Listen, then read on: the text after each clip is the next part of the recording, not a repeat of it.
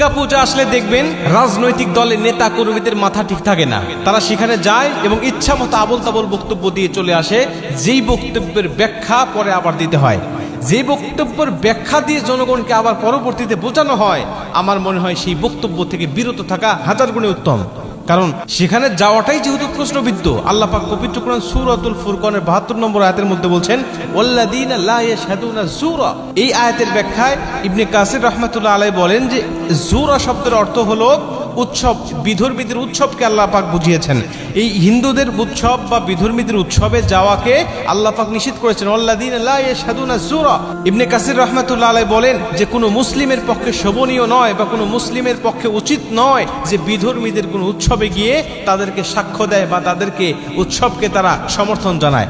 এবং ইবনুল কাইয়্যুম রাহমাতুল্লাহ আলাইহি চমৎকার কথা বলেছেন যে কোনো মুসলমানের পক্ষে শোভনীয় নয় বা জায়েজ নয় যে সে তার অন্য কোনো ধর্মের ধর্মীয় উৎসবকে শুভেচ্ছা জানায়। যেমন তোমাদের উৎসবটা ভালো কাটুক বা তোমাদের উৎসবে আমি শুভেচ্ছা জানাচ্ছি, এমন কথা বলা কোনো মুসলমানের উচিত নয়। এবং ইবনুল কাইয়্যুম রাহমাতুল্লাহ আলাইহি আরো বলেন যে কোনো ব্যক্তি যদি শুভেচ্ছা নাও জানায়, সে যদি নাও বলে যে তোমাদের উৎসব ভালো কাটুক বা তোমাদের ধর্মীয় উৎসবটা ভালো যাক, এটা যদি নাও বলে কিন্তু শুধু অন্তর দিয়ে যদি ভালোবাসা রাখে, এটাও তার জন্য হারাম হবে, এটা মুসলমানের জন্য জায়েজ হবে না।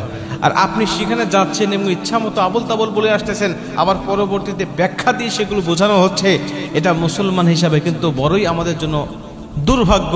আর আমাদের ঈমান নিয়েও কিন্তু প্রশ্নটা চলে আসে। এবং শায়েখ ইবনে বাজ রাহমাতুল্লাহ আলাইহি তিনি বলেন যে অমুসলিমদের কোনো ধর্মীয় উৎসবে কোনো মুসলমান শুভেচ্ছা জানানো মানে যে তাদের শিরকপূর্ণ ধর্মীয় উৎসবকে মুসলমান স্বীকৃতি দিচ্ছে। তারা আমার রবের সাথে শিরক করছে, আমার রবের সাথে শরীক করছে, তারা তো মুশরিক, তারা আমার ধর্মের বিরোধিতা করছে, আমার রবের সাথে অন্য মূর্তিকে তুলনা করে তারা শরীক করছে, আর আমি সেটাকে শুভেচ্ছা জানাচ্ছি বা আমি সেটাকে সমর্থন জানাচ্ছি। ইবনে বাজ রাহমাতুল্লাহ আলাইহি বলছে এটা হারাম এবং সেও মুশরিকদের অন্তর্ভুক্ত হয়ে যায়। প্রিয় ভাই, আপনি চিন্তা করতে পারতেছেন, এই স্বাভাবিক দৃষ্টিকোণ থেকে দেখেন তো দেখি, আপনি কয়েকটা ভোটের জন্য বা কিছু সমর্থনের জন্য আপনার ঈমানটাকে কি আপনি নষ্ট করে ফেলতেছেন? এটা কখনোই উচিত নয়।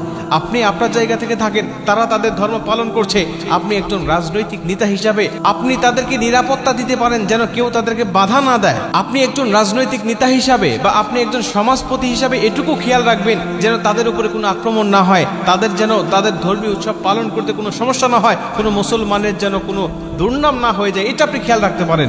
কিন্তু আপনি সেখানে গিয়ে আবল তাবল বক্তব্য দিয়ে আসতেছেন এবং বিভিন্ন কথা বলে আসতেছেন, যার কারণে মুসলমানরা কিন্তু প্রশ্নবিদ্ধ হচ্ছে।